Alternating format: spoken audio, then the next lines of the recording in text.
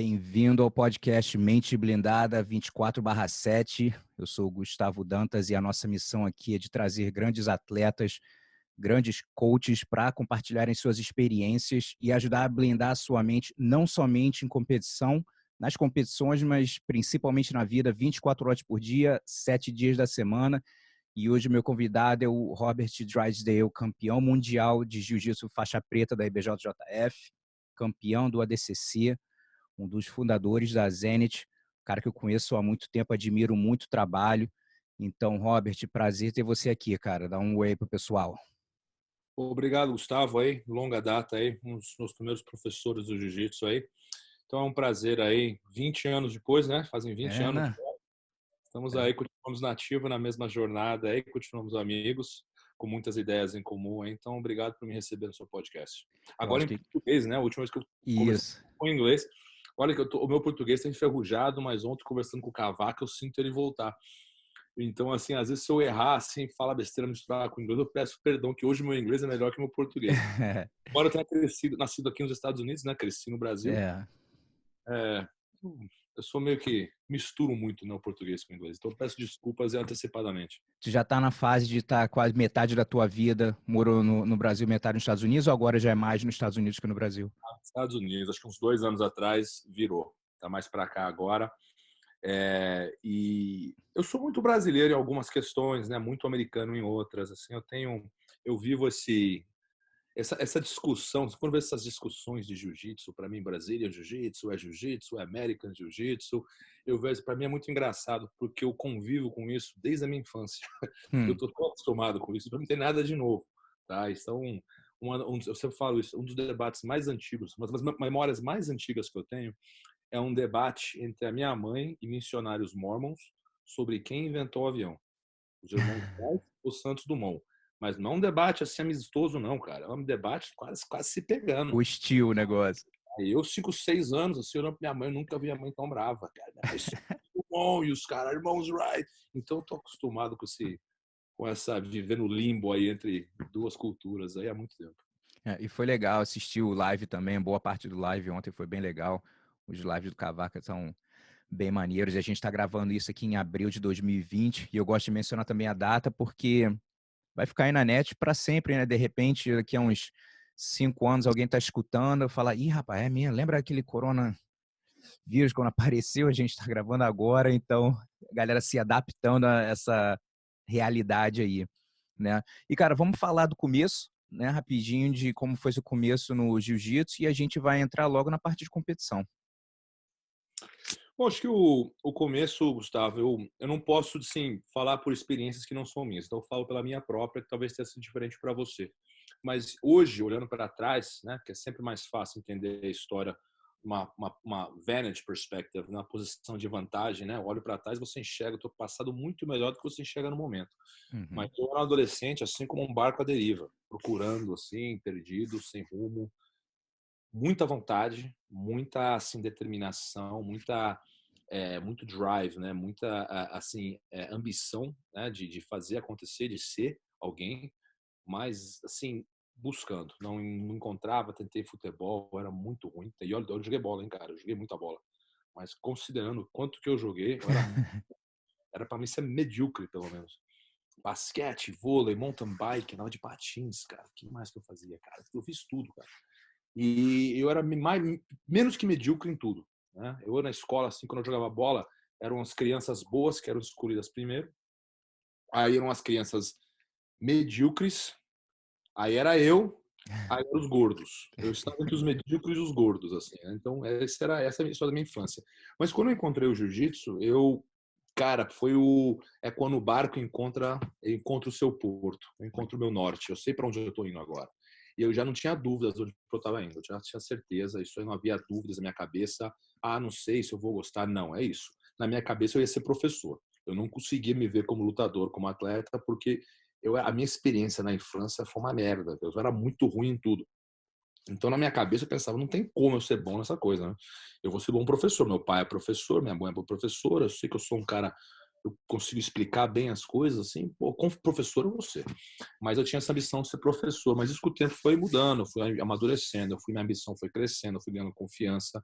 E eu acho que o que eu mais ganhei com o jiu-jitsu foi isso. Não só foi um norte, não foi só um lugar assim para pertencer, um lugar para ser alguém, né? Um lugar com significado, mas assim, ele me manteve, né, usar o termo do teu podcast aí, blindado, contra tudo no mundo, contra tudo e todos, né, contra o bom, contra as coisas más do mundo, né? Então eu fui surdo, cego e mudo a relação ao mundo porque eu tinha o jiu-jitsu. Essa jornada foi uma jornada de crescimento pessoal e de confiança. Eu não troco ela por nada. E com quantos anos, bom, com quanto tempo no jiu-jitsu você sentiu que, pô, é isso que eu quero fazer? Foi relativamente rápido? Cara, eu comecei a treinar com 16. Com 16 eu já sabia, assim, mas foi na primeira aula, Gustavo, eu já sabia. Não tinha, assim... Não é algo que você vai para casa pensando. Tipo, isso vai ser minha profissão. Você não tá pensando, assim, de maneira direta. Mas você sente algo, cara, que você nunca sentiu antes. É difícil de descrever. Não sei, é só quem tem filho sabe esse sentimento. Tem sentimentos que você não consegue descrever. É você ver sua filha nascer, o seu filho nascer, ou de quem já lutou ter sua mão erguida, né? Não tá você tá no ringue assim, o juiz levantar a tua mão. Isso aí é uma sensação indescritível. Não tem como explicar. O cara tem que viver para se conhecer. E quando eu conheci o jiu-jitsu, quando eu encontrei o jiu-jitsu, eu sabia que foi uma sensação dessas, inexplicáveis. Eu sabia que eu tinha encontrado algo especial e eu fiquei vidrado, cara. Eu gostava de tudo, até tudo assim. Naquela época tinha muito Pit Boy, né, cara? Uhum. Pit Boys, né, no final da década de 90. Eu achava legal, cara. Eu achava bacana. Todo mundo falando mal dos caras. Não, esses caras são legais pra caramba. Os caras são foda, todo mundo tem medo deles. Eu achava o máximo. Pô, os caras com gorrinho, com pitbull, eu tenho medo de pitbull, mas o gorrinho dá, né? Botava o gorrinho na cabeça, né? Assim, era um personagem quase, assim, mas eu amava, cara. Eu amava tudo a respeito do jiu-jitsu, a história da família Gracie, a história do UFC, o fato de que os caras levavam outro pro chão e, pô, aqui não era só o em pé, que tinha que derrubar. Esse momento do jiu-jitsu que eu peguei, cara, para mim foi um momento mágico. Então, eu me apaixonei por tudo, pela cultura, pela arte. Mas isso foi momentâneo. Depois veio a paixão pela competição, que é um capítulo completamente novo na minha vida, né? A minha paixão, assim, a minha ambição dentro do jiu-jitsu muda completamente. Com quanto tempo foi a primeira competição? A primeira competição, cara, foi com 2, 3 semanas de treino, cara. Foi logo na Caramba, é mesmo? um pau, cara. Foi finalizado na primeira. Meus alunos vêm perguntar para mim, Robert, eu fico muito nervoso. Ô, Robert, pô, eu tô sem confiança. Ô, Robert, eu perco muito.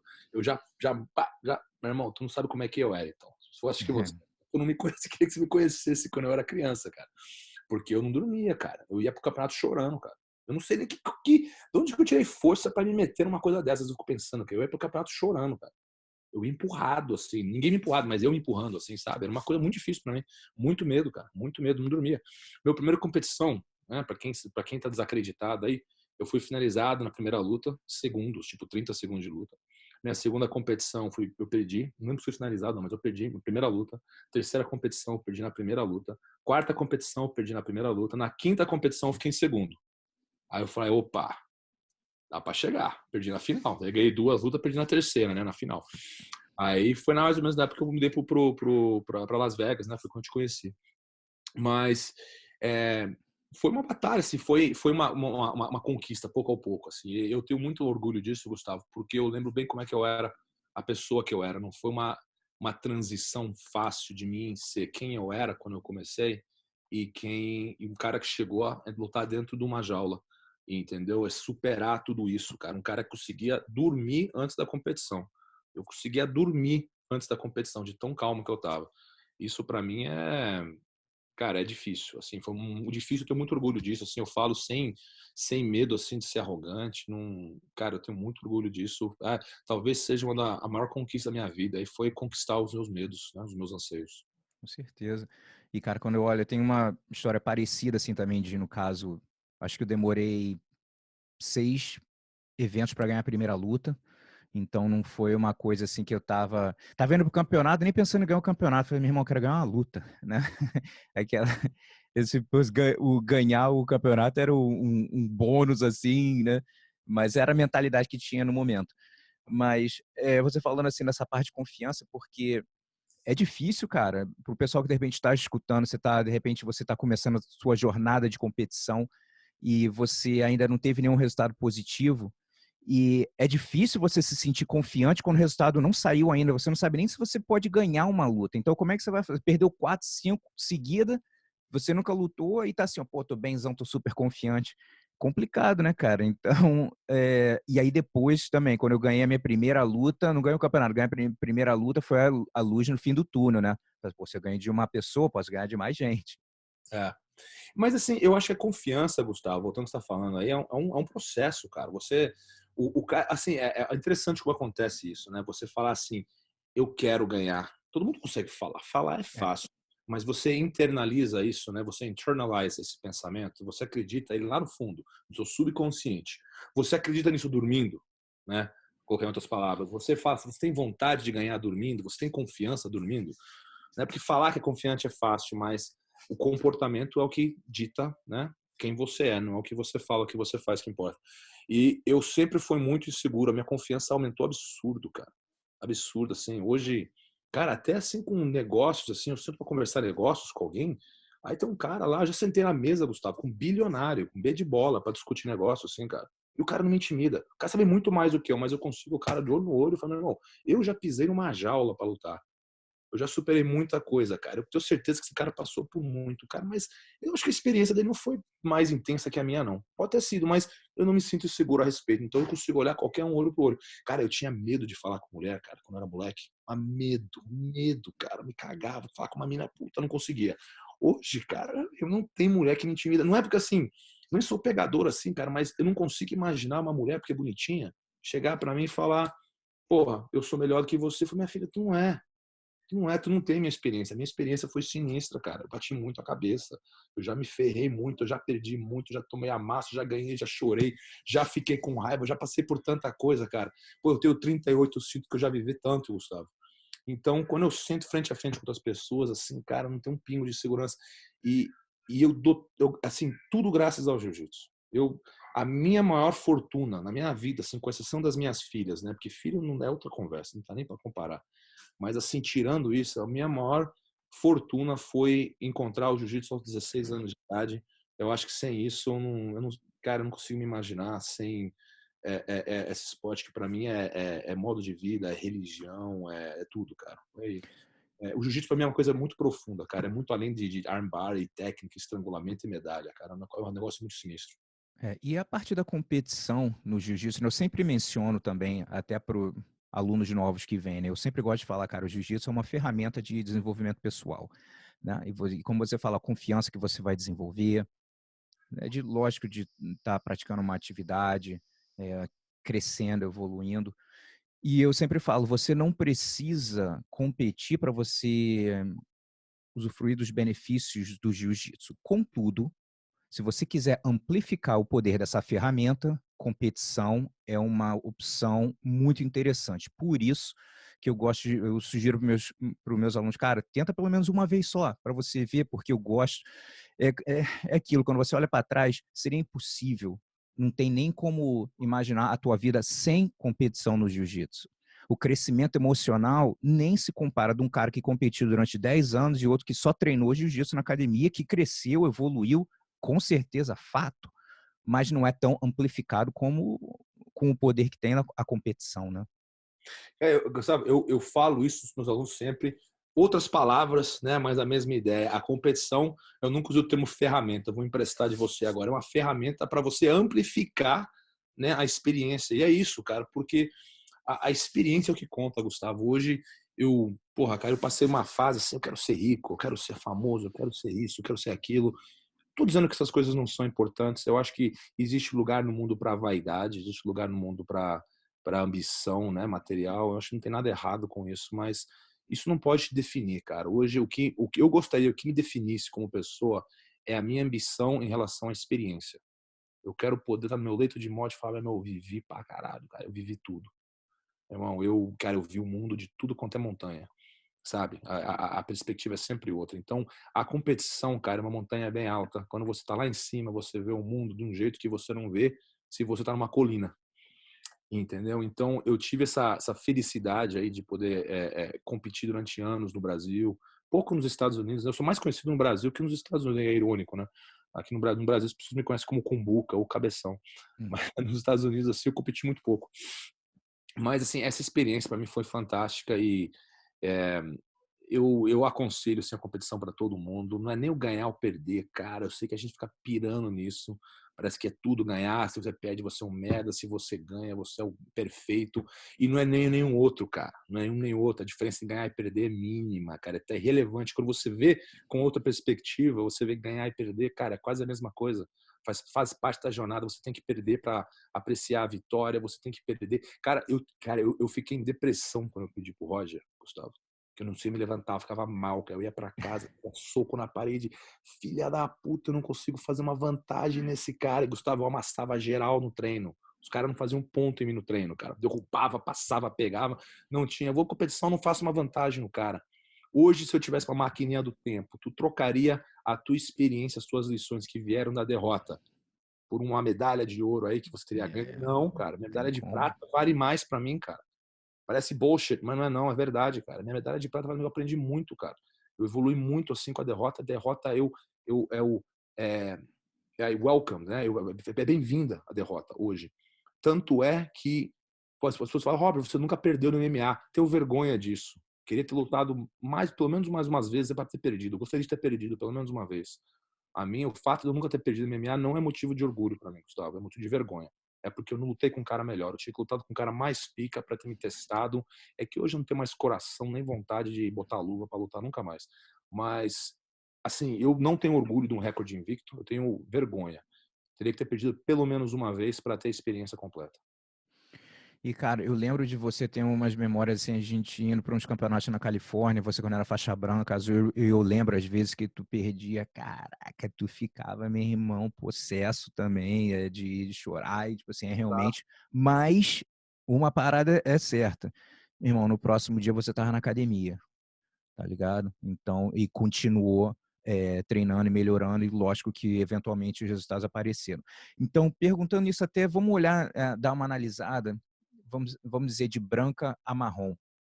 Quando você olha para trás, quais foram alguns erros psicológicos que você acredita que você fez assim em competição? Quando eu digo erro psicológico, às vezes você tá com medo de desapontar os outros, está focando no resultado, ou medo de errar. Lógico que às vezes é uma combinação, né, cara? São vários fatores que, de repente, preveniram de você ter uma performance na altura do seu potencial.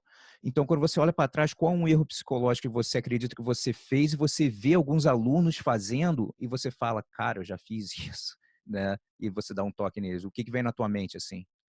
Gustavo, eu sofri, acho que sofro ainda do mal que todo lutador de jiu-jitsu sofre, que é falta de disciplina. O povo do jiu-jitsu quer fazer o que gosta, não quer fazer o que tem que fazer. Disciplina não é fazer o que gosta, é fazer o que tem que fazer, inclusive o que não gosta. Então, você ficar jogando videogame o dia todo, tu não pode me falar para mim no fim do dia que tu é disciplinado, que tu joga videogame o dia todo, ou que tu dorme o dia todo, ou que tu não fica o dia inteiro no Instagram. Isso não é disciplina. Disciplina é fazer o que você não gosta. O povo do jiu-jitsu gosta de treinar o que gosta de treinar. Não quer treinar o que tem que treinar. Esse foi disparado meu maior erro, cara. Me faltou um técnico, em muitos momentos da minha carreira, muitos momentos eu tive, muitos momentos eu não tive. Um cara gritando comigo, falei, vai. E eu sempre fui bom de mim, eu sempre me empurrei. Eu ia treinar, mas assim, eu sempre derivava para minha zona de conforto, que é um mal do humano, né? O cara quer crescer, mas ele tem uma tendência inata de gravitar em direção ao conforto, né? Ao fácil. E isso aí é uma coisa, eu gostaria de ter tido alguém gritando na minha orelha, gritando no meu ouvido o tempo todo, meu irmão, vai correr mais, vai levantar, preparação, vai fazer mais wrestling, vai fazer mais judô, que eu não queria fazer judô, odiava judô, cara. Odiava wrestling, uma merda, queria puxar uma paguarda a vida inteira, né? Hoje, eu sou o maior advogado do wrestling, sou fã dos caras do wrestling. Os caras, não, wrestling contra jiu-jitsu. Não, eu sou fã dos caras. Sabe por quê, Gustavo? Se você mandar o cara fazer repetição de double leg durante 2 horas sem parar, o cara nem pisca, não. O cara faz. Não tem rola, não tem problema, é normal. O cara faz 2 horas de técnica, assim, de derrubar, fazer força, cansar. Não tem problema, cara, não precisa ter rola. Eles são os caras incrivelmente disciplinados, cara. Eu tenho uma inveja dessa disciplina, eu gostaria que o jiu-jitsu fosse assim, que o jiu-jitsu seria uma arte muito mais eficiente, muito mais evoluída se essa disciplina do wrestling existisse no jiu-jitsu. Só que o povo do jiu-jitsu quer fazer o que quer fazer, eles não querem fazer o que tem que fazer. Aquela disciplina assim do rola, né? Não quer fazer aquecimento, não quer fazer posição, não quer fazer posição que não sabe fazer. O cara tem uma guarda boa, o cara não quer jogar por cima. Ou o cara não quer fazer em pé. Ah, não gosto de judô, vou chamar pra guarda. Por quê? Tem que treinar, meu irmão. Vai ser professor um dia, tem que saber, treina essa um dia, tu vai precisar. Entendeu? Isso aí é uma coisa que eu errei muito, Gustavo. E acho que eu vejo todo mundo do jiu-jitsu errando, os caras só querem fazer zona de conforto. Cara, essa parte do wrestling é muito interessante também, que eu só fui, eu vim para os Estados Unidos em 99, né? E aí eu comecei a aprender, entrar de wrestling, essas coisas lá em Las Vegas, né? Com o pessoal, a galera do MMA, começando com o John, o pessoal todo mesmo ali que tinha mais acesso, já fizeram wrestling. Então fui aprendendo ali que no Brasil só, pô, baiana, né? Mas aí, no caso, eu comecei a me expor a isso. Quando eu mudei para o Arizona, tive umas oportunidades de treinar wrestling. A primeira, eu digo até hoje, acho que foi uma aula, vamos dizer, mais difícil que eu já tive na minha vida. Foi a primeira vez que eu fui. Olha que eu fui fazer uma aula, estava me preparando para o ADCC de 2001. E eu fui fazer uma aula não, fui passar um mês treinando era um time de uma high school aqui que estava se preparando para o Junior Nationals, uma coisa assim. E aí eu conheci o cara que era um dos coaches lá, que treinava também, estava treinando o jiu-jitsu e tal, me convidou para ir lá. Irmão, quando acabou o aquecimento, eu tava na merda. O cara É, falou assim: agora a gente vai começar a treinar. Eu falei, fudeu. não, é isso mesmo. É uma intensidade assim, cara, que... Então, quando eles saem dessa experiência, né? Cara, o MMA é moleza, cara. O jiu-jitsu para buscar é refresco, cara, porque é muito mais fácil. Assim, a nível de intensidade, tecnicamente o jiu-jitsu é muito superior, não tem como discutir. O jiu-jitsu permite muito mais que o wrestling, não tem discussão. Mas assim, a nível de disciplina, cara, de intensidade, pô, o jiu-jitsu tem muito que aprender com o wrestling, muito. Então, eu gostaria de ter tido essa experiência, ou high school ou college aqui nos Estados Unidos, infelizmente não tive. Então, eu fui aprender MMA, mesma coisa que você, assim, através na academia de jiu-jitsu eu aprendi wrestling, assim, mas no MMA, né, tem que treinar e tal. Mas eu sou fã dos caras. Eu acho, assim, a disciplina dos caras, assim... O judoca também é assim, né, cara? O jiu-jitsu, é muita cultura do surf, cara. O jiu-jitsu, ao mesmo tempo que é o que tem um apelo, né, o que faz que todo mundo ame o jiu-jitsu, que é o parte do carisma do esporte, é justamente essa fraqueza que nós estamos falando, aquela cultura do surf, hang loose, chega atrasado, a sair depois do treino. É bacana isso aí. Mas, assim, é um povo displicente em termos de disciplina. É um povo, assim, tanto é que os caras chegam atrasados, é normal. Chega atrasado numa aula de judô, pra você ver só. É. E também, cara, esporte olímpico é sinistro, né, cara? Você trabalhar 4 anos, você tem que esperar 4 anos para participar de uma competição. Pô, se você não tiver disciplinado, né? Pô, perdi o Mundial esse ano, luto ano que vem. Meu irmão, realmente uma disciplina bem diferenciada, né, cara? E no wrestling, realmente, cara, eu tive chance de ir na ASU também, treinar com alguns caras de wrestling, a diferença é absurda. Cara, e vamos falar da faixa preta. No caso, é, que erros psicológicos, de repente, que você cometeu, que aí muda um pouco na responsabilidade, começa a aparecer, né, os resultados. Agora, na tua carreira depois de faixa preta, que erro psicológico você fez, acha que já fez e você vê alunos fazendo também? Eu acho que os meus erros na faixa preta foram parecidos com os erros da faixa branca a marrom. Foram erros de disciplina, esses foram os principais, tá? Os mais comuns. Mas eu acho que houve erros assim. Eu acho que na faixa preta, assim, para mim seria um profissionalismo.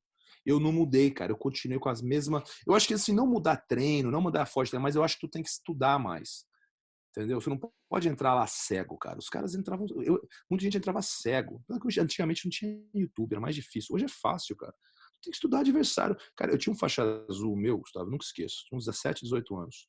Cara, o pai dele sentava com um tripod, pan-americano, assim, ó. Se o filho dele perdia lá a primeira, a segunda, a terceira luta, não importa. Ele filmava a divisão inteirinha. Ele filmava, né? Porque permitiam filmar, né? Escondido, assim, na arquibancada, né? O moleque chegava em casa, bicho, ele estudava, assim, ele conhecia o bracket todo, ele sabia tudo sobre todo mundo. E, cara, isso é uma faixa azul, 17, 18 anos, fazia isso. Então, é, eu acho assim, e esse é um profissionalismo que eu nem na faixa preta não tinha. Mas aquela coisa de estudar, é um saco ficar estudando, meu irmão. Disciplina, tem que fazer o que você tem que fazer, não o que você quer fazer. Quer outra? Nunca li a regra. Nunca li a regra. Cara, tem noção que é isso? Tu praticando um esporte, tu nunca leu a regra de começo ao fim? Tu aprende a regra assim, nas coxas, na academia e É. tal. Cara, eu nunca li a regra. Hoje eu cobro meus alunos, vai ler a regra. Já leu? Não, vai ler. Leia a regra. Leu? Leu. Leu de novo. Lê 3 vezes, 4 vezes, tu vai aprender alguma coisa. Esse profissionalismo eu não tive e não tive ninguém gritando no meu ouvido para mim ter. Hoje eu faço isso. Eu sou um coach bom nesse sentido porque eu aprendi muito com os meus erros e faço com que os meus alunos não repitam esses erros. Se eles não estão lendo, é porque não querem, porque eu lembro. Uhum. Eu falo, vai ler, vai estudar. Tu tem que... eu não gosto de ver a chave, fico nervoso. Para com isso. Tu vai entrar cego pro combate, tá louco? Tem que estudar o adversário, não tem que pick him apart. Tem que saber ele de pé, ponta cabeça, assim, dos pés à cabeça, todos os detalhes, os erros, as manias, os acertos. Isso aí é fundamental para a guerra, cara. Conhecer o adversário. Isso aí não é nem. É óbvio, mas eu não fazia isso muito, não, cara. Muito pouco. Quando Muito. você sentiu que começou a fazer um pouquinho mais? Quando no MMA, não? No MMA, tu estudava os oponentes? Pouco. Eu vou te falar por quê. Me dava ansiedade. Tá. Eu era tão ansioso de ver adversário lutar que eu assistia uma ou duas vezes e já parava, não gostava. E diz que no MMA, assim, tem outra história também. Se você ficar vendo muito o adversário, ele acaba entrando na tua mente, né? Highlight tu não pode ver nunca, né? Seu conselho, nunca assista um highlight Com do certeza. adversário. Vai ser muito melhor no highlight do que ele é em realidade. Mas eu acho que cabe ao técnico também, a nível profissional, né? Não dá para fazer a nível de academia, porque o cara tem 100 alunos. Mas a nível profissional, se você treina um, dois lutadores, cabe ao técnico pick apart o opponent, né? De aquela coisa de desmontar o oponente aí de ponta a ponta. Porque às vezes você fica assistindo muito o adversário, você pode ficar meio que bitolado também, aquela coisa tipo, esse cara é muito bom, olha, ele ganhou mais uma, tal. E tem que tomar cuidado com isso, para não deixar isso aí abalar a confiança. Não, com certeza.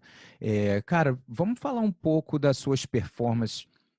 A gente vai falar das boas e não tão boas. Então, vamos começar com as boas. Quais são algumas das performances que vêm na tua mente, assim, uma das melhores que você... Eu vou falando assim, sentimento. Porque às vezes eu não falo ganhou, cara, como você sentiu. Eu falo assim, meu irmão, tudo fluiu do jeito que eu quis, treino fluiu bem, foi tudo do jeito que você queria. E às vezes eu falo também, nem sempre a tua melhor performance vem com uma vitória, com a medalha de ouro. Você Verdade. pode ter lutado, meu irmão, um absurdo, só que o cara lutou um absurdo também. E aí você perdeu uma decisão, alguma coisa, mas tudo foi, meu irmão, não tem que falar. Então, qual é o evento que vem assim na tua mente? Cara, assim, você fala de emoção, né? Aquela coisa assim, o que me marcou. E às vezes o que mais te marca não é nem aquela medalha do Mundial, do DCC, assim, mas são outros eventos, assim, Exato.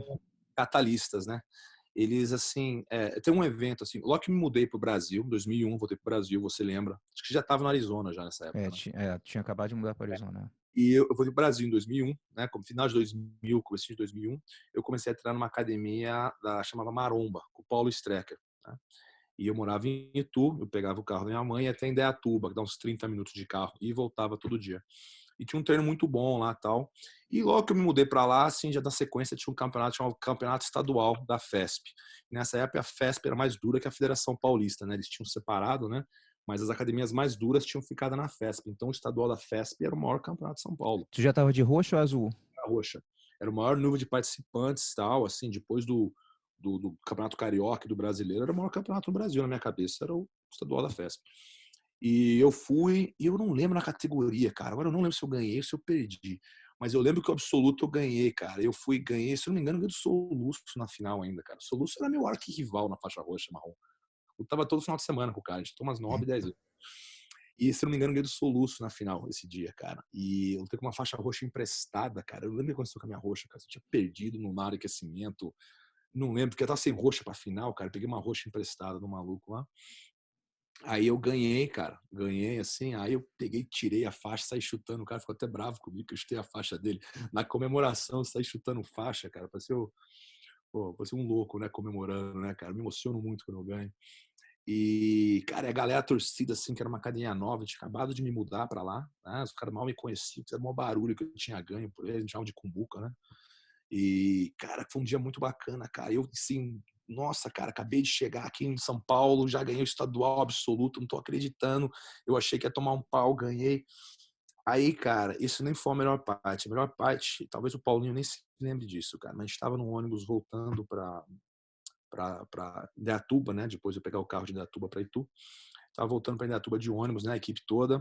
Aí ele sentou do meu lado, começou a conversar comigo. Ele falou uma coisa que eu nunca esqueci. Eu falei, ô Robert, pô, cara, parabéns aí e tal. Você é o melhor faixa roxa do estado de São Paulo.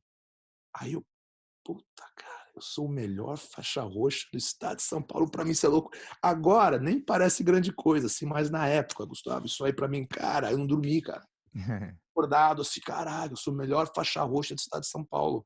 Cara, mas isso me marcou de uma maneira, não sei porquê, mas foi a partir desse. Aí na sequência, o meu melhor amigo já falou assim: pô, Robert, acho que você vai ganhar o Mundial ano que vem, cara. Tu vai ganhar, cara. Né? Eu falei assim, não, tá louco? Não, tu vai ganhar, cara. Meu amigo nem treinava jiu-jitsu, cara. Aí eu, não, meu melhor amigo no Brasil, né? Tu vai ganhar, cara. Tu tá louco, cara. Os caras lá no Rio são duros pra caramba, eu vou perder, cara. Não, tu vai ganhar. Cara, mas eu não sei porquê. Ele falava com tanta confiança, Gustavo, que eu comecei a acreditar nele, cara. Cara, eu acho que eu vou ganhar, cara. Eu acho que dá pra ganhar. Pô, alguém estadual, cara, dá pra chegar, né, cara? Cara, não foi que eu ganhei aquele ano? Fui lá, fui pro Mundial, ganhei do Mundial meio pesado, 2002, Que roxa. irado.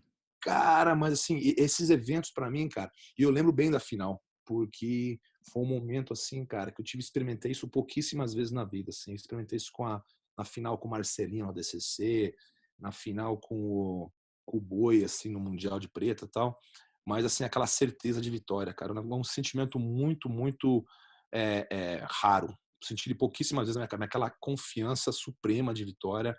Eu entrei assim, sorrindo na luta, cara, comemorando assim, porque na minha cabeça eu já tinha ganho. Legal. E é interessante você falar também essa parte aí do seu amigo falando isso. E, cara, como é importante a gente estar cercado de pessoas positivas que estão olhando no teu melhor interesse, né? Porque às vezes tem pessoas que, pô, gostam de você pra caramba, mas infelizmente eles acabam querendo passar a baixa autoestima deles pra você, com a melhor das intenções possíveis. Falar, porra, Robert, os caras são muito duros lá mesmo, cara. Acho que não vai dar pra tu não, sabe qual é? De ter É. alguém de falar isso pra você, né? Pô, Gustavo, tu tocou num assunto agora, cara, que eu tenho, assim, você vai se dando conta de que o jiu-jitsu é muito mais layers, né? São camadas de jiu-jitsu, essa é uma muito profunda, que é o âmbito social, que não tem nada a ver com o técnico, mas é muito importante para a carreira do atleta. Com As pessoas certeza. não pensam assim, como é importante estar cercado de pessoas boas. E eu digo assim, às vezes as pessoas que te amam são as mais invejosas, elas te amam, mas elas têm inveja. Não quer dizer que elas não têm inveja, elas são humanas, elas têm falhas. Então, assim, quando você pede conselhos para ela, o conselho não é o que é melhor para você, é o que é melhor para elas. Então, cara, você toma muito cuidado quem te dá conselho, quem te ajuda. Esse meu amigo, talvez por nem treinar jiu-jitsu, talvez tenha sido o motivo, eu acreditei nele. Tudo que ele falava, eu acreditava, cara. Eu sei que esse cara quer o bem, porque se eu ganhar o Mundial, não interfere na vida dele. Eu já vi eu ganhar campeonato e que parceiro de treino meu tava na mesma chave e o cara perdia na semifinal pro cara que eu ganhava na final, o cara ia embora chorando bravo e tipo assim, pô, não quer nem esconder inveja, cara. O cara ficar uma semana sem falar comigo, assim, tipo, não tem motivo. Mas assim, meu amigo, parceiro de treino, mas o cara com inveja, entendeu? Então, nem todo mundo que tá ao teu redor te quer o bem, cara. Eu acho que uma das melhores qualidades que a pessoa pode ter, isso é sabedoria, né? Isso é sabedoria. O tempo te dá isso. Mas tem gente que eu acho que desde pequenininho já tem esse instinto, né? Já consegue separar o trigo do joio. Eu sou horrível com isso, cara. Eu, na minha cabeça, todo mundo é boa pessoa, todo mundo é competente, todo mundo é honesto, todo mundo é trabalhador, todo mundo me quer bem, cara. E não é assim, cara. Porra, a vida, meu irmão, me chutou muito, cara. Porra, Gustavo, cara, eu vou ficar até amanhã falando aqui, cara. Eu me ferrei muito. Olha, eu já perdi muita oportunidade, assim, por confiar em gente errada, sabe? Por ser inocência mesmo, assim, é falta de maldade, falta de assim, excesso de inocência, vamos dizer assim. E nessas eu aprendi. Hoje eu acho que eu aprendi bastante já, então tenho uma experiência grande nisso. Mas o teu círculo social, cara, vou falar assim, a tua mulher, cara, a tua Exato. esposa, a tua namorada, isso é muito importante, cara. Não é qualquer uma, não, cara. Mesma coisa pra mulher, assim, o namorado não é qualquer um. Tem diferença. Tem mulher que é âncora, tem mulher que é balão. Eu defino assim, mulher, né? Mulher é assim. Exato. Ou ela te afunda, meu irmão, ou ela te levanta, não tem meio termo. A mulher, ou ela vai te querer o bem, ela vai batalhar por você, ela vai te dar bons conselhos, ela vai te levantar. E, ou, meu irmão, a hora que vai te chutar, te chutar, te chutar, a hora que tá lá embaixo, ela pisa mais um pouco e não é o suficiente. Cara, isso aí é muito importante. Eu acho que talvez a coisa mais importante que eu falei hoje com você, Gustavo, foi isso, cara. É. Olha bem o teu ciclo pessoal, porque isso vai impactar a tua performance no tatame. Com certeza. Outra coisa que você falou bem legal, essa certeza, assim, de você estar entrando no campeonato com uma convicção, mas não de uma forma arrogante, mas é aquela confiança, optimum confidence que chamam, né? Confiança ideal. E eu aprendi há muitos anos atrás com o Tony Robbins. Eu também tive algumas experiências na minha vida, que eu posso falar como você também, que tem uma diferença entre você acreditar e convicção. Quando você tem uma convicção, é algo mais forte, quando você fala, não tem como você explicar, né? É uma confiança, assim, eu realmente eu tive a oportunidade de, em algumas situações da minha vida, me sentir assim que você tá tão convencido de uma forma positiva, assim, caraca, eu não vejo isso sendo de outra forma. Lógico que pode acontecer, né? Mas normalmente tem essa diferença. E eu estava assistindo live com o Cavaco, eu achei muito legal a história que você estava compartilhando do ADCC. E aí queria até que você compartilhasse também de forma como você estava se sentindo. Eu sempre sou muito curioso a respeito do sentimento. Eu quero saber como, quando o nego termina de lutar, fala, cara, como você se sentiu? Ah, É. bem como? Conseguiu se soltar? Não, nem tanto. Bom, então não foi tão bem. Sabe qual é? Eu gosto de saber sentimento. E aí, para você compartilhar com a gente como é que foi a preparação, né? E aí a confiança que você foi para essa competição. Pô, essa história é bem bacana, Gustavo. A gente estava muito de kimono, né, cara? Eu ganhei o Mundial 2005, fui convidado pelo DCC. Sempre falo, fui privilegiado porque eu fui convidado por causa do passaporte americano. Eu sou nascido nos Estados Unidos, então eu fui convidado porque o DCC, você sabe, eles selecionam muito em relação à nacionalidade, eles não gostam de muito brasileiro. Tanto é que eles só fazem uma seletiva no Brasil, fazem duas nos Estados Unidos, embora a maior parte dos campeões venham do Brasil. É uma maneira de eliminar brasileiros do DCC, porque eles não querem muito brasileiro lá. E eu entrei, embora morasse, treinasse, competisse no Brasil, eu tinha o passaporte americano, eu entrei por causa disso. Mas eu perdi em 2005, perdi pro Cacareco, que perdeu pro Roger na final. Em 2007 eu voltei com uma cabeça bem diferente, né? A gente treinou uns 2, 3 meses antes, a gente treinava sem kimono, né?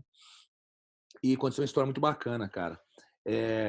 Nessa época tava treinando com a gente o Pablo Popovich, o André Galvão, Léo Vieira, Lucas Leite, Marcel Lozada, eu, Dêmia, todo mundo trava junto, né, Pô, cara? seleção, Porra, né? Pô, a gente, naquela época, a gente era a melhor equipe do mundo. A gente ganhou do Mundial 2006 com 30, 40 atletas. Gracie Barra, mais de 200, 100, 100 a gente, pô, a gente ganhou com pouquíssimos atletas. Todo mundo medalhava. Mas, assim, aconteceu uma história engraçada. A galera foi para a academia do Pablo, na Flórida, e não avisou. Não me avisou, nem avisou o Demian. Foi todo mundo. Foi o Lucas, o Lozada, o Punch, o Léo, todo mundo foi embora. O Ricardinho Vieira. Aí apareceu o Demian no treino. Eu falei, cadê todo mundo? Aí os caras, não, os caras foram pra Flórida. Como é que é? Os caras foram pra fora, largaram eu e o Demian treinando sozinho, cara. Eu falei, os caras não avisaram, cara. Os caras são loucos. Os caras são muito malucos, né? Eu adoro aquele povo, mas, mano, os caras são muito doidos, cara. Os caras foram embora, não avisaram ninguém. Aí, eu e o Demian sem passagem, né? Você tem que procurar a passagem. Naquela época era difícil, era perrengue, né? Hoje em dia, eu tenho cartão de crédito, puxa lá e paga, se vira depois, né? Naquela época eu tinha que guardar dinheiro. Então, você estava comprando, né? Mas a gente não tinha planejado nada, cara. Não tinha, pô, foi uma loucura, os caras foram. Mas aí chegou no treino, assim, e o Demian ficou treinando um mês, 2 meses, só eu e ele sozinhos, cara. Todo dia, porrada, eu e o Demian. Preocupados, né? Que o treino na Flórida tá sinistro e a gente ia ficar para trás, né? Tipo, pô, tem que estar afiado, né? Aí quando a gente voltou, acabou que, pô, eu e o Demian tava melhor de gás que os caras, estavam bem pra caramba. As únicas pessoas que ganharam do camp foram eu e o Demian. Todos medalharam, todos medalharam. Nós éramos em 5, nós conseguimos 7 troféus. Troféus ou troféus? Eu nunca sei. Troféus, né? Troféus, obrigado. 7 com 5 atletas.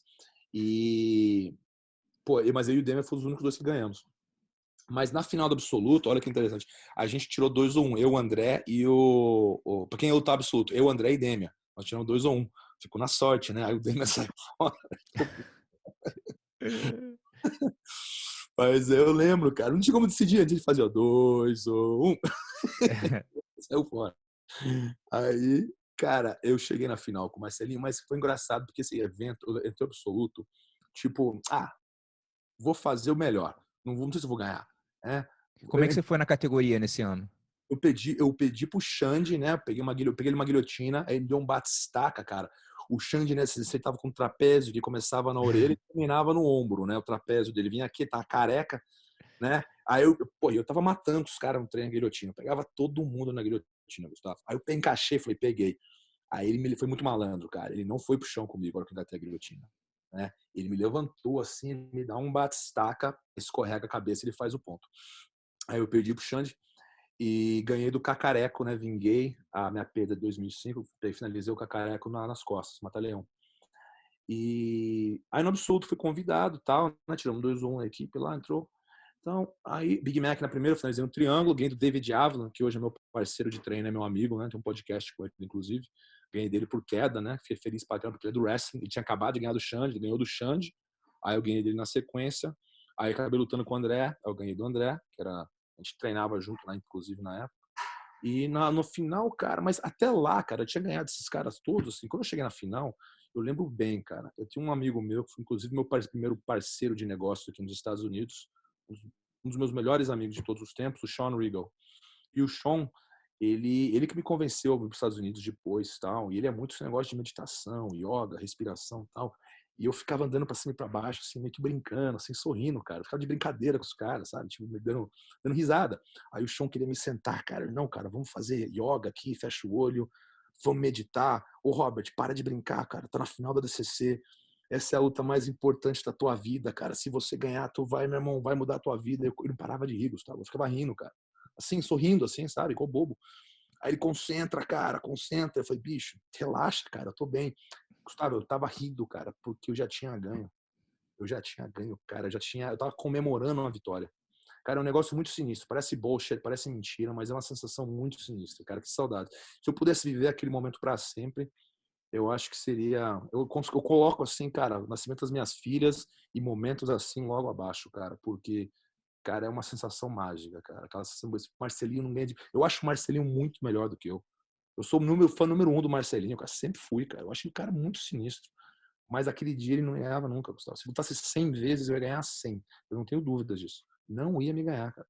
Não, cara, eu entrei assim, sorrindo, feliz. Falei, o que esse cara vai fazer? Arm drag pro single leg. É Darcy. Vai tomar. Eu tava pegando todo mundo no treino com essa posição.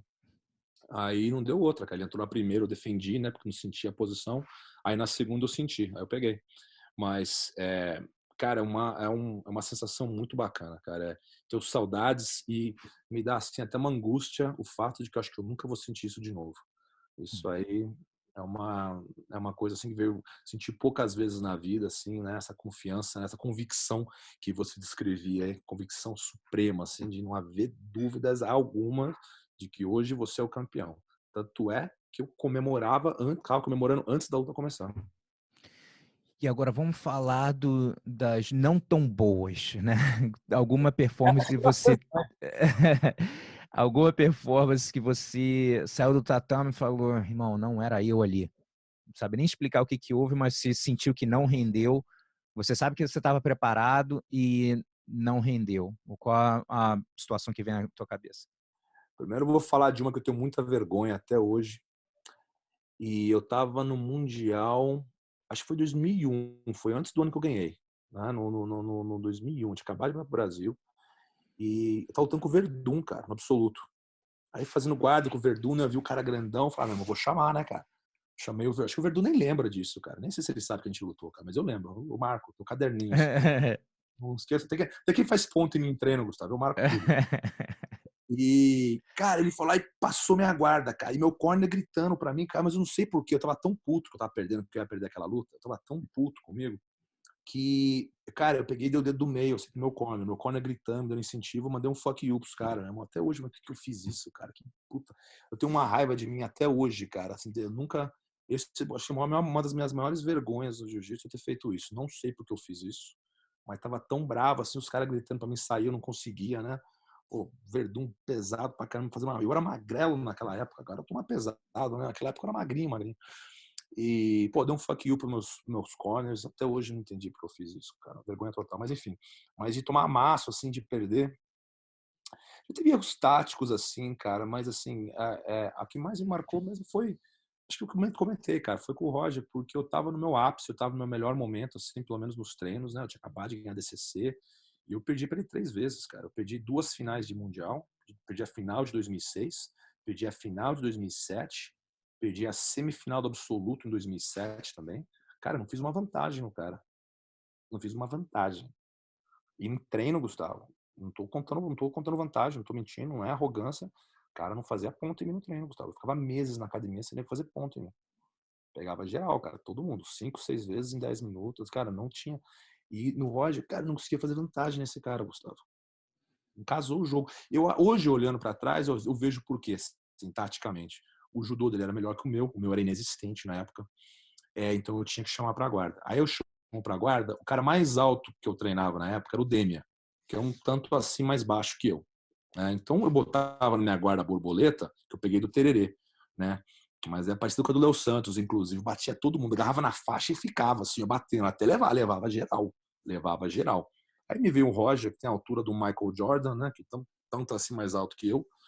Aí botava ele no gancho, né? O quadril dele já ficava em cima do meu joelho, já não ficava na canela, né? Já ficava no limite da tua guarda. Aí o cara começa a andar por cima da tua guarda de gancho, cara, te dando um amasso assim, cara. E eu lembro que o Tererê, quando perdeu pro Roger, eu fui aí, Tererê, como é que é? Aí o Tererê falou, nunca esqueço, cara. O Tererê falou assim, cabeção, só dá pra mexer a bola do olho. Eu nunca esqueço, cara. Mas caraca, posição sinistra, né, Tererê? Mas, pô, sinistra, cabeção. Aí eu lembro quando eu lutei com ele em 2006, cara, ele montou em mim, né, cara?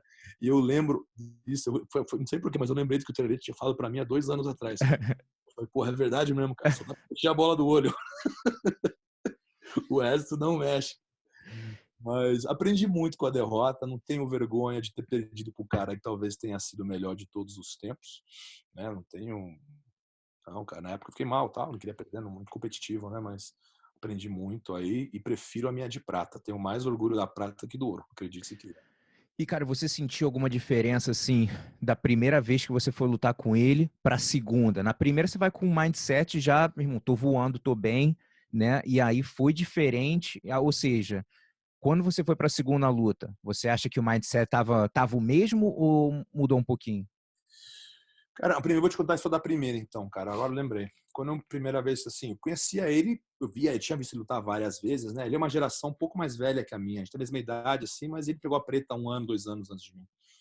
Mas, assim, eu já sabia quem ele era, ele sabia quem eu era e tal. Mas, cara, quando na hora de começar a luta, acho que o árbitro tava procurando pela faixa, não sei qual que foi.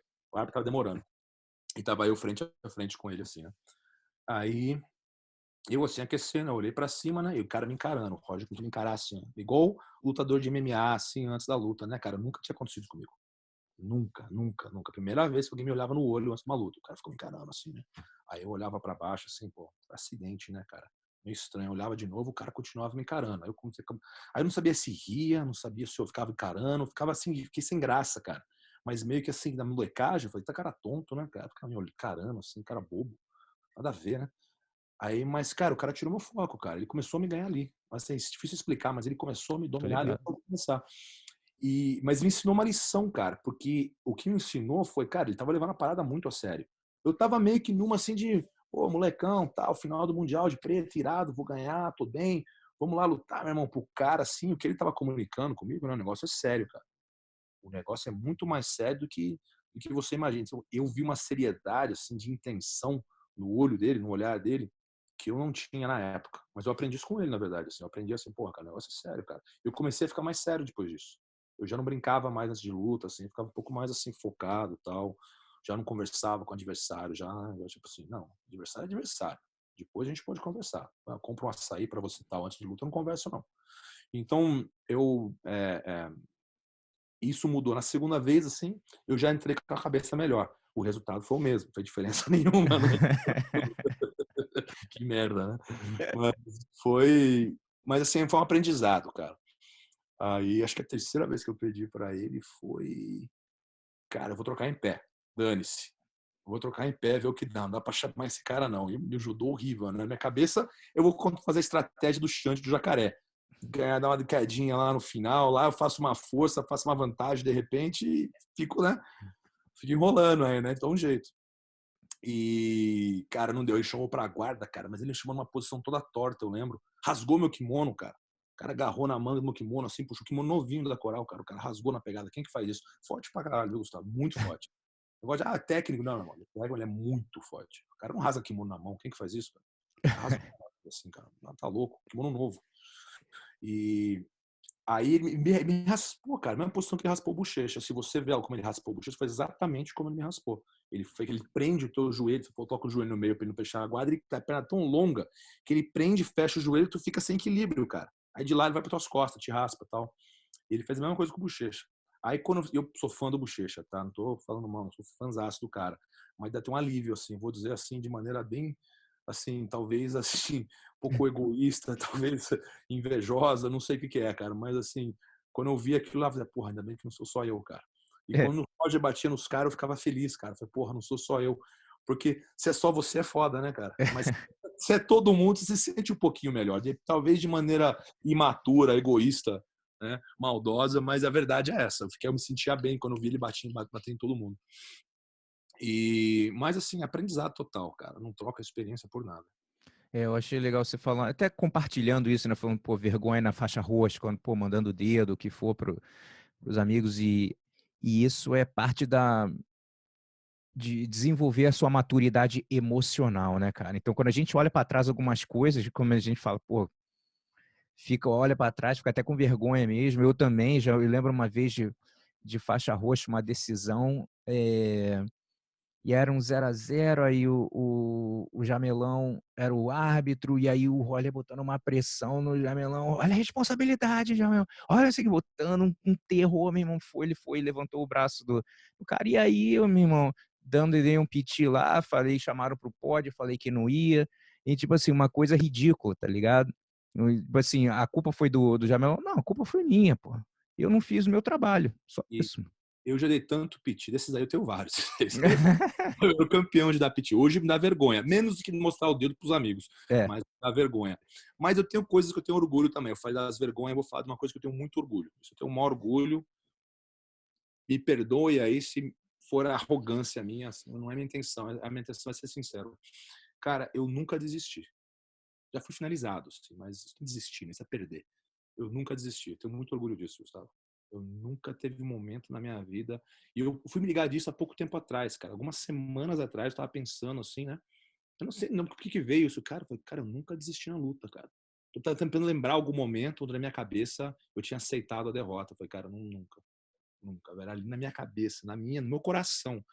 Cara, a ideia de ter desistido me dá tanta vergonha, cara, que eu preferia morrer. Na época, Robert, tu vai desistir ou vai morrer? Me mata. Eu prefiro morrer. Eu não quero viver com a vergonha de ter desistido. Eu nunca desisti. Eu saí do tatame, eu tenho várias memórias, várias, de sair rastejando. Mano, não ia ficar em pé. O juiz tinha que me levantar assim, para mim levantar meu braço, já levantava o braço, já caía no chão, saía rolando o tatame, não ia ficar em pé, não tinha mais nada. Ficava, vomitava na beira do tatame, assim, ó. A minha luta de MMA, meu irmão, morri no gás, mano. Fiz uma força, mas peguei o cara. Meu irmão, lutava assim, não conseguia nem ficar em pé. Parecia um bêbado assim lutando, cara. Mas eu nunca desisti. Eu tenho muito orgulho disso. E eu sempre falo, as pessoas, o Robert é forte, mas eu nunca fui forte. Você pode perguntar para qualquer preparador físico meu, eu era agressivo. Agressivo eu sempre fui. Mas eu nunca fui um cara muito técnico. Às vezes eu fico olhando o Rômulo Barral, o Braulio. Irmão, os caras são muito mais técnicos que eu, cara. O jiu-jitsu é muito mais bonito que o meu. O meu era funcional. Nunca foi bonito. Mas assim, uma coisa eu falo, isso eu nunca vi, nunca teve um cara assim que o treino e a vitória significava tanto para ele assim pessoalmente, assim a nível de competição, cara. Eu sempre fui, o meu poder sempre foi a competitividade. Eu jamais aceitei perder em treino, eu jamais aceitei ser o número 2 no tatame. Na minha cabeça, cara, a ideia de ser o número 2 no tatame é vergonhosa, cara. Eu sempre, não sei porquê, talvez seja arrogância, assim, talvez seja ego, mas eu sempre tive essa coisa assim de, se eu tô no tatame, eu tenho que ser o melhor cara no tatame, não pode ter ninguém melhor do que eu no tatame. Eu ia pra casa, cara, quando teve uma época, assim, quando eu comecei a treinar com o Tererê, com o Demi, os caras me batiam no treino, né? Não sei se tu na faixa roxa, marrom. E eu ia pra casa, cara, matutando maneiras de ganhar do Tererê, cara. Eu tinha que ganhar do Tererê, ia treinar com o Teles. Como é que eu vou ganhar do Teles? Ganhar do Teles. Eu ficava treinando estratégia pra ganhar dos caras. São meus amigos, não era pessoal. Mas na minha cabeça, cara, eu tinha que ganhar dos caras no treino. Eu não sossegava enquanto eu não ganhasse dos caras no treino. E isso pra mim, cara, foi, sem dúvida, assim, minha melhor ferramenta, meu maior aliado na minha carreira no jiu-jitsu, minha maior qualidade foi isso, não tenho dúvidas. legal.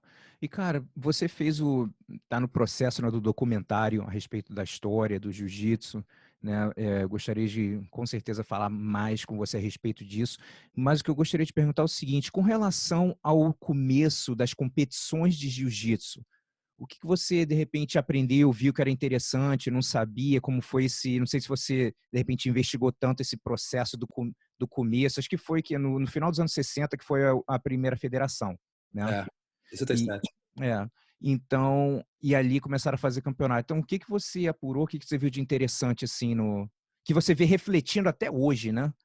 Cara, o nosso documentário, ele toca num período diferente, né? Para mim, eu pessoalmente acho mais interessante, porque a história dali em diante ela é menos controversa, nós sabemos muito mais, Lógico. muitos protagonistas continuam vivos, né? Então, nós temos mais acesso à informação, já existem mais câmeras, mais imagens. Para mim, o período nebuloso, né, do começo da história do jiu-jitsu, que é mais interessante porque nós sabemos menos. Então, o foco do documentário, originalmente, era a viagem do Maeda para o Brasil, até a gente queria terminar com o Carson, com o Hollis, de repente, ele começa a década de 80, de repente, tal. Mas já mudou muito, assim, hoje eu vou te contar, a história do documentário do Jiu-Jitsu para nós começa com a invasão dos Estados Unidos do Japão, do Commodore Perry, né, que ele chega com armas, a segunda viagem dele, por primeira vez ele vai como diplomata. Os japoneses, o Shogun fala, sai daqui, não queremos fazer negócio. A segunda vez ele vai com uma armada e fala, ou você abre os portos, né, capitalismo, né, com uma arma na cabeça. Ou você abre os portos para negociar conosco, ou nós vamos bombardear a capital Edo, né, hoje Tóquio. E o Shogun, sem opção, ele abre. E o que se segue ali é um desafio entre lutadores de sumô japoneses e marinheiros americanos. Ali começa a nossa história. O começo do jiu-jitsu é ali. Porque o jiu-jitsu, na verdade, brasileiro, ele vem do judô, mas o judô, ele vem da onde? Da infiltração da cultura ocidental no Japão.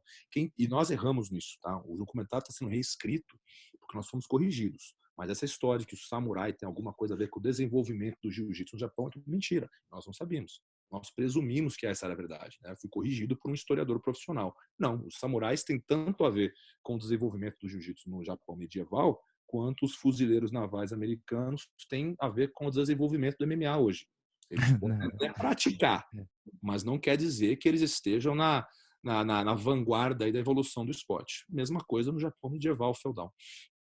E fomos corrigidos. Então, essa mescla da cultura do wrestling americano, do sumo, da filosofia ocidental que influenciou muito o Jigoro Kano. As pessoas se esquecem disso, não conhecem esse episódio, mas Jigoro Kano foi muito influenciado pela cultura ocidental. Né? Mas essa mescla com o tradicional japonês. Dali nasce o judô. O jiu-jitsu brasileiro é uma vertente do judô. Ele é um aspecto do judô Kodokan, negligenciado por Jigoro Kano, negligenciado pela assim, a escola clássica da Kodokan. Existiam escolas assim vertentes assim que batiam de frente com a Kodokan. O judô Kosen é um exemplo disso. Mas desse aspecto negligenciado, né, entra o senhor Carlos Gracie, entram outros brasileiros aí, Hélio Gracie, eles conseguem cavar um espaço bem pequenininho assim, ó, né, que eles não conseguiam ganhar dos judocas. Eles tomavam pau dos judocas. Eles não ganhavam do judoca em nada. Então eles tiveram que mudar a regra, eles tiveram que, sabe, criar um mundo onde eles conseguiam sobreviver com os judocas. Te coloco na guarda fechada, você não me finalizou, nós empatamos, se você não me finalizou, eu ganhei. Né? Então eles distorcem assim, o mundo das lutas na época assim, para criar um nicho. Quando eles criam esse nicho é uma semente bem pequenininha, ela quase morre várias vezes, ela sobrevive milagrosamente ao boom do judô olímpico, né? Esporte aprovado pelo governo, a ditadura apoiava o judô. Milagrosamente, o jiu-jitsu brasileiro ele consegue sobreviver como um aspecto do judô Kodokan. Isso se mantém até, mais ou menos, essa dinâmica se mantém até aqui o Vale Tudo de 93, 92, né? 92, 93, do desafio do jiu-jitsu com a luta livre. 91, é. 91, perdão. Que dá uma injeção aí de ânimo aí no mundo do jiu-jitsu, né, das lutas no Brasil. Se segue a luta de Royce Gracie, está ali para o mundo, o resto é história. Mas para mim, o nosso documentário ele vai até a divisão, né, do judô com o jiu-jitsu, que assim, se a gente tiver que escolher um evento, para mim é a luta do Hélio com o Kimura. Essa luta é o divisor de águas aí do judô Brasil, né, que vai ser o judô Kodokan, e o que nós chamamos de jiu-jitsu brasileiro, mas deveria ser chamado de judô brasileiro, que seria um termo mais correto. Não, isso é, cara, tanta coisa assim, né? É muito interessante. Não vejo a hora de realmente sair esse documentário. Pô, muito maneiro mesmo. E até mesmo no começo, o pouco também que eu sei a respeito da história é do que você falou, do que foi falado, né? Eu sei que você foi lá no Pedro Valente, conversar com ele. Eu estava lá mês passado também, passei uma semana lá com ele, conhecendo também um pouco mais a respeito do trabalho dele, muito legal. E falou que você foi lá e também ele está fazendo os estudos lá dele também, então é bem legal que está começando. É dar crédito para as pessoas que, né, como você falou, que E o vieram Pedro aí, é né? muito razoável, o Pedro, irmão dele, é muito razoáveis, assim, eles são, lógico, da árvore do Hélio, É, né? Então, assim, mas, assim, eles são razoáveis, assim, eu achei eles corretos, assim, eu achei que haveria muito mais diferenças, assim, entre a minha visão e a deles, né? Assim, mas não houve conflito nenhum, porque a verdade não pode ser tendenciosa, né? Então, eles, não, realmente, o Hélio não era fraco, ele era um atleta, um bom atleta, ele era campeão de remo e natação, competitivo, pelo menos, se não for campeão, acho que era eu vi a foto, uma foto dele lá, assim, quando era nadador, ou seja, era carcassinha, não era tipo assim, não era, pô, mas ele tinha um corpinho, tipo assim, já era atleta. naquela época, todo mundo era assim, aquilo ali era um cara forte naquela época. É. Não tinha suplemento, não tinha bomba, não tinha, a maromba não era desenvolvida, ninguém comia que nem come hoje tão bem, comida era mais, era tudo diferente. Então, mas ele era um cara assim, um cara fraco, né, pra época. Mas assim, é uma mentira para vender o jiu-jitsu. É. Uma mentirinha assim que eu me beneficiei dessa mentira. Você se beneficia, todos nós nos beneficiamos da mentira. Mas assim, é mentira, vamos contar a verdade, né? Mas assim, houve concordamos com muitas coisas, havia alguma discórdia aqui e ali e tal, mas foi bacana assim que foram pessoas que se propuseram a estudar a história do jiu-jitsu de maneira correta. Existe uma comunidade de historiadores no Brasil, né? Brigam pra caramba entre eles, assim, negócio de historiador, cara, historiador é uma coisa incrível, cara. Entre eles, assim, isso em academia é igual, tá? Não é só no jiu-jitsu, não. Eles concordam em tudo. Aí tem uma discordância, assim, cara, mas dá uma briga por causa das coisas que você não acredita, cara. Mas então naveguei esse círculo um pouco também, que foi uma experiência bem bacana. Hoje eu me referencio muito aí com o Roberto Pedreira aí, que na verdade é um acadêmico americano. Ele usa um pseudônimo, mas foi o cara assim que fez a história mais compreensiva assim assim, de maneira mais acadêmica, correta assim da história do jiu-jitsu no Brasil, pós e pré Meiji. E assim, história do jiu-jitsu anterior à invenção da Colocan. No Brasil, eu sempre recomendo o Marcial Serrano. Ele tem bastante livros legais, assim, não de uma orientação menos acadêmica, assim, mas ele mesmo fala, não sou historiador, eu sou pesquisador. Mas, assim, ele fez uma pesquisa muito legal na Biblioteca Nacional, tem muita coisa bacana nos livros dele. Tem vários pesquisadores, eu sempre recomendo, assim, acho que tem mais coisa publicada, mas acho que foi mais o Marcial mesmo. Mas tem gente estudando isso aí há muito tempo, cara. É um pessoal bem bacana, vocês têm muito a ensinar. E a nossa ideia com o documentário é assim, trazer para a tela essa história que está meio que acobertada, né? Porque, cara, ninguém vai se propor a ler 6, 7 mil páginas de trabalho acadêmico, É cara. sinistro. É difícil, até para quem gosta é difícil. Então, a ideia é pegar essa história da maneira mais imparcial possível, colocá-la num formato de 90 minutos, o que é você tem 100 anos de história, você tem que condensar isso, você tem que interpretar os fatos, você tem que apresentar personagens novos, você não consegue fazer isso em 30 segundos. Eu tenho que explicar quem é o personagem, por que ele é relevante, tem que contar um pouco da história dele. Eu tenho que corrigir a história que está incorreta, para mim corrigir o que está incorreto, eu tenho que falar o que está errado com ela. Então eu tenho que contar a história incorreta e depois a versão correta. E fazer isso em 90 minutos. Porra, É por isso que tá demorando. Ô, Robert, cadê o filme? Cara, toda vez que a gente termina, a eu gente acha uma imagino. coisa errada, começa tudo de novo. E a gente quer ser imparcial. Isso é o mais importante para mim. Não é pró-Grace, não é contra a Grace. É a maneira mais imparcial possível, que é muito difícil de fazer. Cara, muito legal. E olha só, a gente está chegando aí no final da entrevista. Cara, o que você vê, assim, a gente já conversou um pouco a respeito, mas quando você olha para trás, qual foi uma das maiores, se não for a maior, mano, uma das maiores lições na tua vida que a competição trouxe para você na tua vida, que você usa hoje em dia? Você já mencionou algumas coisas, mas pessoal, profissional, como você olha, assim, quais foram as lições principais, assim, ou a lição? A competição, cara, ela foi uma introdução. Eu introduzi o Robert para o Robert. O Robert veio a se conhecer. Uma Gostei. introdução. Eu não sabia do que eu era capaz, eu me descrevia como uma criança insegura, um adolescente inseguro, eu me descrevia como uma pessoa com um anseio, com sérios problemas aí de insegurança. Eu, quando era uma criança, você sabe isso, eu cresci no Brasil, mas eu era americano, então a zoação começou ali.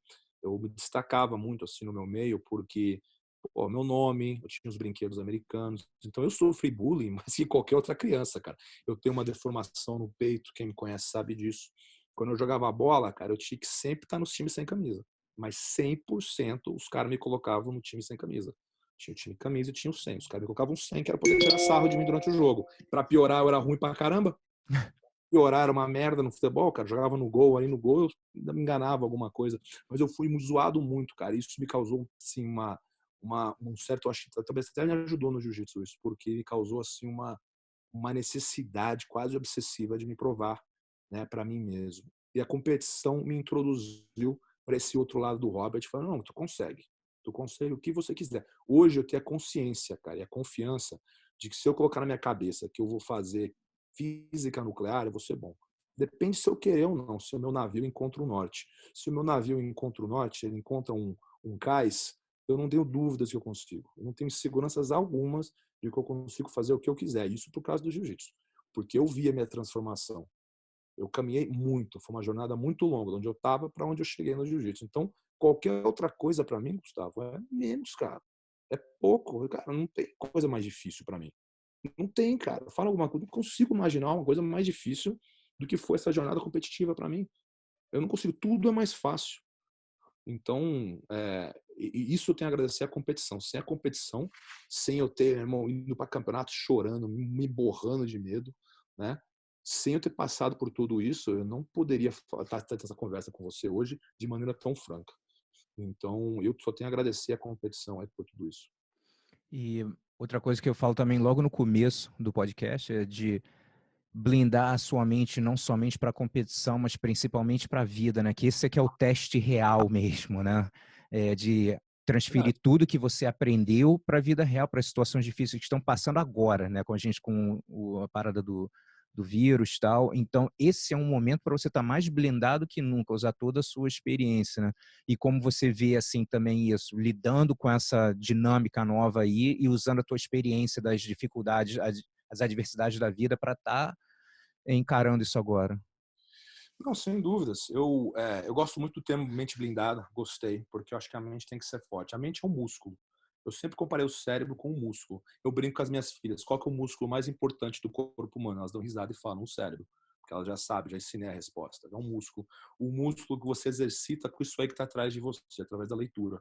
Que quem não lê, não sabe o que está perdendo, né? O mundo é pequenininho para quem não lê. O mundo é sem fronteiras para a pessoa que gosta de... não gosto, então aprende a gostar. Igual não gosta de brócolis. O brócolis pode não ser gostoso, mas faz bem para o corpo.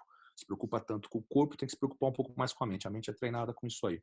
E eu gosto de saber que hoje esse coronavírus é uma oportunidade para me fortalecer, para me blindar a minha mente. Eu tenho que... É muita solidão. Eu fico muito sozinho.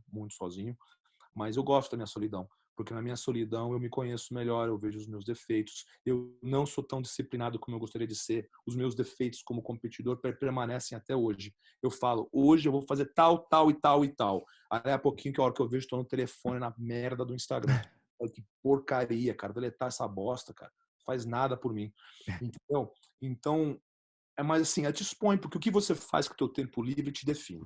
Você é definido pelo que você faz, porque trabalhar tem que trabalhar. Tem que ir para a escola, tem que fazer tal, tal. O teu tempo livre, o que você faz com o teu tempo livre, é o que te define. Não é o que você fala que você vai fazer com o teu tempo livre, é o que você faz. Então, eu fico me lembrando disso, eu fico me cobrando, cara, vamos ler mais, vamos estudar mais. Eu estou pensando em fazer uns vídeos, assim, tipo uns podcasts, tipo esse que você faz, mas aí eu falo, pô, mas esse tal e tal já faz. Eu fico me cobrando para fazer mais, assim, mas eu acho que tudo é válido, menos a inércia, menos a inatividade, menos a preguiça, menos passar a vida assistindo televisão, essa porcaria que não tem nada de bom, essa porcaria desse telefone, né, que deixou todo mundo um aleijado emocional, um aleijado intelectual, né? Eu chamo isso de obesidade intelectual. Você está infartando aí com informação merda. Você sofre de obesidade intelectual, fica preocupado com o abdômen, não se preocupa com a mente, que é muito mais importante. Então, esse tempo livre aí tem sido um alívio, de certa maneira, aí, porque eu estou descobrindo muitas coisas sobre mim. Fazia tempo que eu não ficava sozinho assim, né? Não tenho minhas filhas muito pouco. Quando eu estou com as minhas filhas, eu tenho luz, eu tenho vida, eu tenho alegria, eu brinco, eu dou risada, eu estou sorrindo. Quando eu não tenho, eu fico refletindo. É muito legal, cara. Pô, brigadão, Robert, pela entrevista aí, foi muito maneira. Com certeza o pessoal vai curtir bastante, curtiu bastante. E, pô, parabéns pela sua carreira brilhante, cara. Muito legal de eu ter conseguido ver o começo, né, comecinho ali da sua carreira e foi muito legal ver você brilhando cada vez mais. Então, porra, parabéns mesmo, cara. Obrigado, Gustavo. Obrigado aí de ter compartilhado um pedaço dessa viagem aí comigo. É um pedaço muito importante. Você sempre foi referência para mim. Você, o Steve. Pô, muita gente me ajudou nessa jornada aí. Eu não troco. Os meus erros aí fazem parte da jornada, né? É aquela história, amor fati, né? Amor ao destino, o bom e o ruim. Você abraça tudo e você tem que aprender a amar a tua jornada. O bom e o ruim. Os dois são necessários. Tá? Então, obrigado aí por participar, obrigado aí por me receber no podcast e um forte abraço aí pro pessoal do Brasil. Poxa, valeu, galera. Abração. Mais.